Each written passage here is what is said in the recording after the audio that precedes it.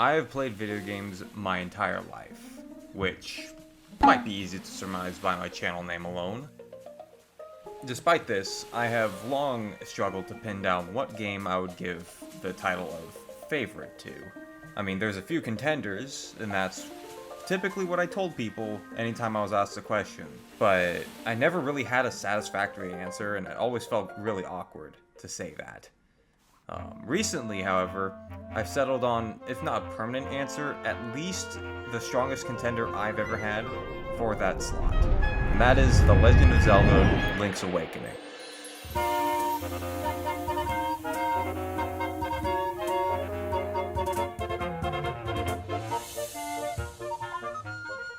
And that's the game we're going to be talking about today. Zelda is a series I've been a fan of for a long time, pretty much since I was a kid. Some of my first games I was ever gifted were Ocarina of Time and Majora's Mask on the N64, and later on I also got A Link to the Past and the Minish Cap. A Link to the Past in particular stood out to me. So when I heard that Link's Awakening, a very similar looking game, would be releasing on the Switch, I was ecstatic. I bought the game pretty much as soon as I could, and played it 3 times before the end of the year, which, to give some context, the game came out in September. I haven't been as rabid about it in the years following, but I do play the game at least once a year, and recently, with the resurrection of this channel, that got me thinking, what is it I like so much about Link's Awakening? Why is it so endearing to me personally? And so that's going to be the discussion today. So without any further ado, I'm going to go over why I love this game so much. No game is really complete without a satisfying gameplay loop. A Link's Awakening, not being an exception, follows after A Link to the Past gameplay formula, which is very good. It is a top-down adventure game where you explore the land of Koholint, not Hyrule this time, and find 8 different dungeons, collect items, solve puzzles, and meet new characters along the way. As opposed to A Link to the Past, which was a bit more open, especially in the second half, Link's Awakening is a very linear game. But this works out to the game's benefit because there are story moments in between every chapter that sort of give the island of Koholint a much more real feeling, as opposed to Hyrule from any of the first 3 Zelda games. I'll touch more on that in a bit, but what you need to know is that the gameplay formula itself is very good. That wouldn't really matter if the level design and, dungeon design weren't also spectacular. Thankfully, that is definitely the case. Koholint is a pretty compact island that is densely filled with all sorts of things to explore and do, and then the dungeons themselves might be among the best in the series. Maybe the best, but that would require me to play a little more 3D Zelda. But there is always something to do around pretty much every corner, and so there isn't a lot of wasted space. Honestly, despite the fact that Koholint is a pretty small island, it only takes a couple of minutes to get from point A to point B, it feels a lot bigger without making you feel like you're just trekking across a bunch of empty land. Like I said earlier, the dungeon design is also very solid. Unlike the first 3 games, there aren't really any dungeons that I would say are bad. There are a couple that are a little underwhelming compared to the rest, but even then, they're still alright. Stuff like Bottle Grotto and Key Cavern. But Tail Cave is a fantastic starter dungeon, and then Angler's Tunnel, Catfish's Maw, Face Shrine, Eagle's Tower, and Turtle Rock is a fantastic streak.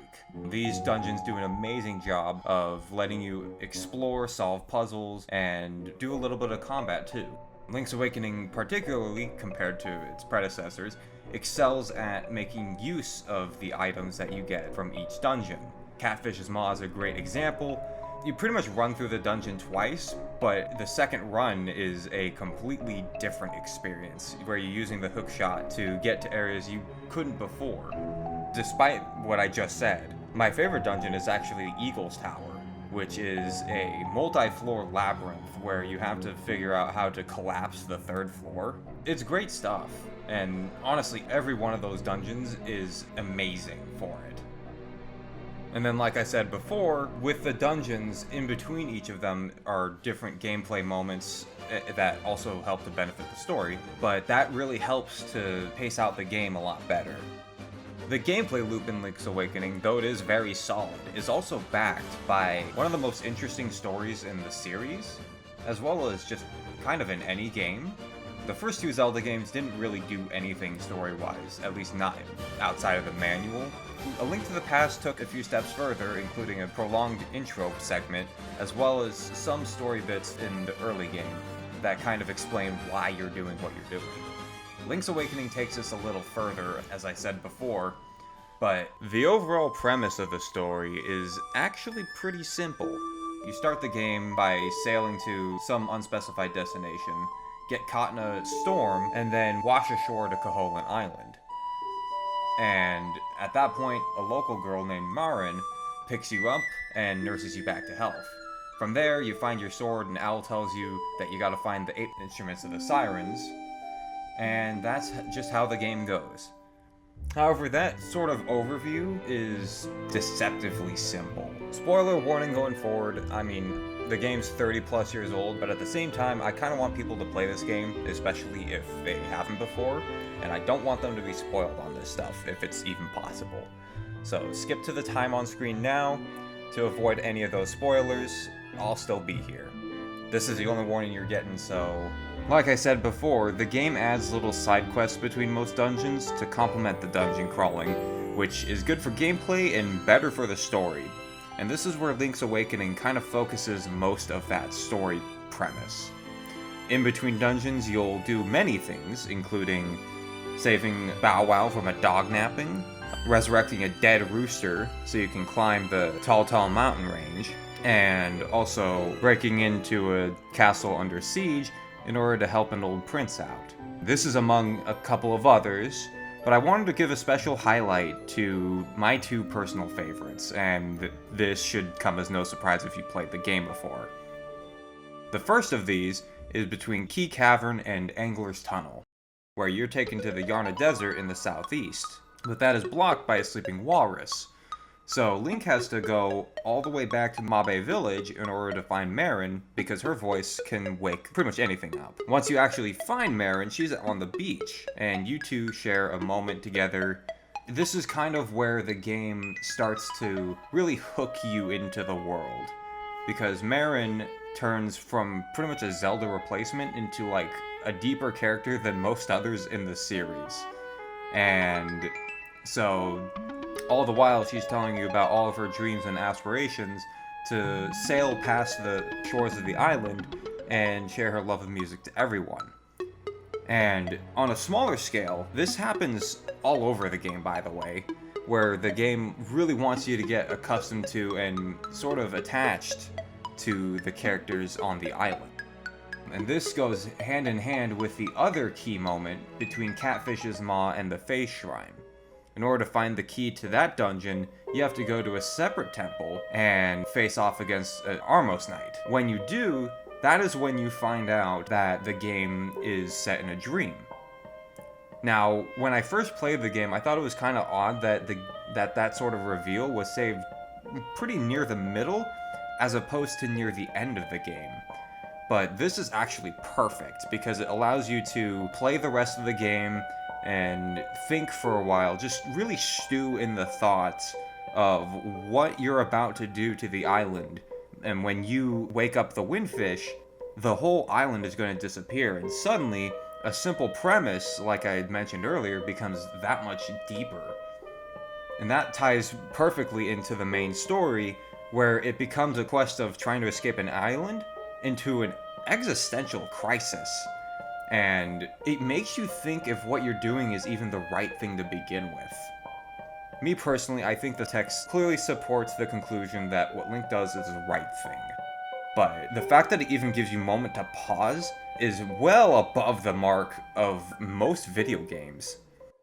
This goes perfectly with the ending. Some people don't like the ending very much because it doesn't leave any open opportunity for Link to stay on the island, but I think that's perfect because it means that you have to commit to the decision that you're making to leave the island.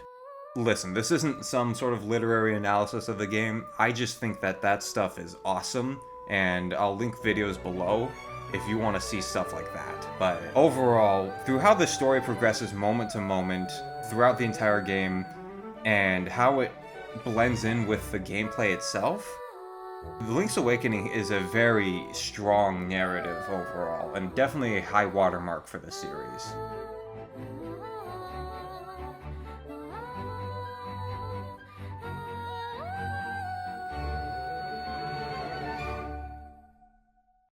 And that's something I want to elaborate on. I actually didn't write anything for this segment, but I want to put it into words now. The thing I love so much about Link's Awakening is just how perfectly the gameplay and the story work together. Because Link's Awakening would not be the same game if the story was removed. And that's kind of what I love about video games, is their ability to tell stories in a way that other mediums simply can't. Because as awesome as, reading books is, read your books, kids, as awesome as watching short films or full-length films are, there really is something about a game that can convey its narrative by you playing it. Because though it would certainly work, I don't think it would be quite as effective if Link's Awakening was a movie. Because you, as the player, make the active choice to continue in the quest, even after you find out what it all entails. And I don't think that would have the same kind of weight otherwise. To wrap this up, I want to quickly go over some things that I kind of couldn't fit into other parts of this video. The presentation is amazing. Across all versions, the graphics are great, the old pixel art is great, and the new model style with the toy aesthetic is a pretty good interpretation of that. The music across all versions is also stellar. Link's Awakening soundtrack is one of my favorites of all time, and there are so many good songs across the entire game, including the Face Shrine, both versions, the Ghost House, Mabe Village, Sword Search, Tao Tao Heights, of course every version of the Windfish. The list goes on and on. There's a lot of good music. The Photoshop and Dampe Shack in both the first remake and the second remake's version are decent time wasters in their respective remakes, but not much more than that. I don't really participate in these when I replay the game. I love the fact that you can steal from the shopkeeper. That's just an all-time classic detail. But though I love Link's Awakening, and I hope that's obvious through this video, it isn't a perfect game. Across all versions, the bosses are rather underwhelming. Some items are more useful than others. The last item, the Magic Rod, doesn't really get many opportunities to shine compared to something like the Hook Shot, although that is partially because it's the last item you get. Unfortunately, there's also no ideal way to play Link's Awakening. This depends from person to person, but the original games have limited buttons to work with, which can make inventory management potentially annoying. I personally don't think so as much, but I can understand why. The remake has occasional lag spikes, particularly between area transitions. This might be remedied with the Switch 2 version. I'm not sure, I don't have a Switch 2, so I can't confirm. Either way, you're dealing with a pretty noticeable problem if you play either of these games. I personally don't think either one of them is that big of a deal, but again, I understand if other people don't. Despite all of that, though, I cannot recommend this game enough. If you've never played a Zelda game before, if you've played a ton of Zelda games before, play Link's Awakening. It is still a timeless game. There is a reason that the Switch remake, over 25 years after the original was released, changed so little about the original game's design. It's because it works. If you want a recommendation, I would recommend playing the Switch version because it has more buttons to work with. But either version, or really any of the three versions, is probably a fine way to play the game. Having replayed this game twice recently, and really had some time to think about it, I think it's finally opened my eyes to why I love video games so much. Like I said earlier, their ability to tell stories in a way that other mediums can't is seriously undervalued in my opinion, and Link's Awakening is a perfect example of that. In addition to the fantastic gameplay, Link's Awakening manages to really hook you into its world And that is the mark of a truly exceptional game. That is why Link's Awakening is what I love about gaming. Thank you so much for watching. Make sure to like, comment, share, and subscribe. May God bless, and have a good rest of your day.